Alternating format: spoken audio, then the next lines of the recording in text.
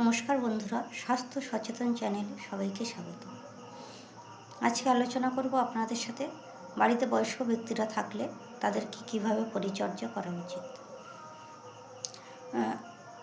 আমাদের প্রত্যেকের বাড়িতে কম বেশি বয়স্ক ব্যক্তিরা থাকেন, নিজেদের বাবা মায়েরা বা দাদু ঠাকুমা ঠাকুরদা ইত্যাদি।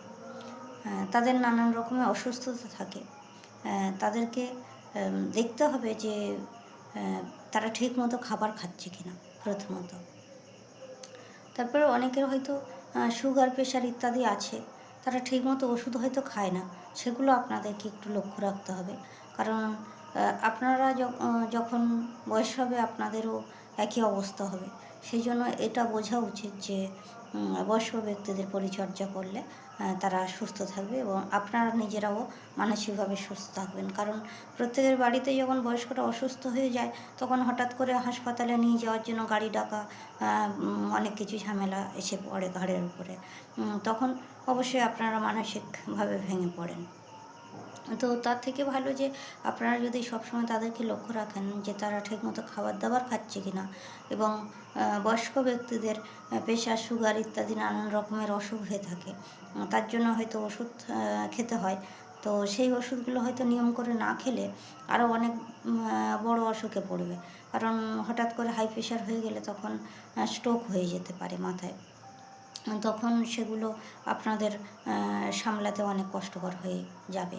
তো সেই জন্য বলবো বন্ধুরা, বয়স্ক ব্যক্তিদেরকে আপনারা বলবেন যে ঠিকঠাক টাইম মতো ওষুধগুলো খেতে এবং একটু হাঁটাচলা করতে। কারণ একেবারে হয়তো অসুস্থ হয়ে শুয়ে থাকলে তারা হাতে পায়ে তাদের প্যারালাইজড হয়ে যেতে পারে, তাতে আরও অসুবিধার কারণ হতে পারে। তো আপনারা যারা বাড়িতে থাকেন কম বেশি, বাইরে হয়তো কাজে যান, কিন্তু যখন বাড়িতে আসেন বয়স্ক ব্যক্তিদের একটু ধরে হাঁটাবেন বা তারা ঠিকমতো খাচ্ছে কি না খাবার দাবার সেদিকে লক্ষ্য রাখবেন এবং ওষুধপত্র ঠিকমতো খাচ্ছে কি না সেগুলোও লক্ষ্য রাখবেন। তাহলে আপনাদের কোনো রকমের অসুবিধায় পড়তে হবে না। হয়তো দীর্ঘদিন ধরে তারা ওষুধ খাচ্ছেন না বা ওষুধ কেনার কথা বলেননি, আপনিও দেখলেন না, সে কারণে হঠাৎ করে অসুস্থ হয়ে পড়লে আপনারা হাসপাতালে নিয়ে যাওয়ার জন্য নানান রকমের ঝামেলার মধ্যে পড়বেন।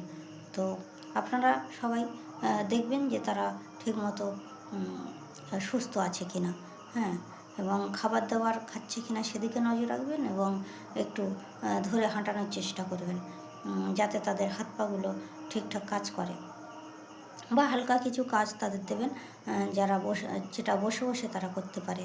তাহলে তারা অনেকটাই সুস্থ থাকবে। তো ধন্যবাদ সবাইকে। আপনারা সবাই সুস্থ থাকুন, ভালো থাকুন। আবার অন্য কোনো বিষয় নিয়ে আপনাদের সাথে আলোচনা হবে।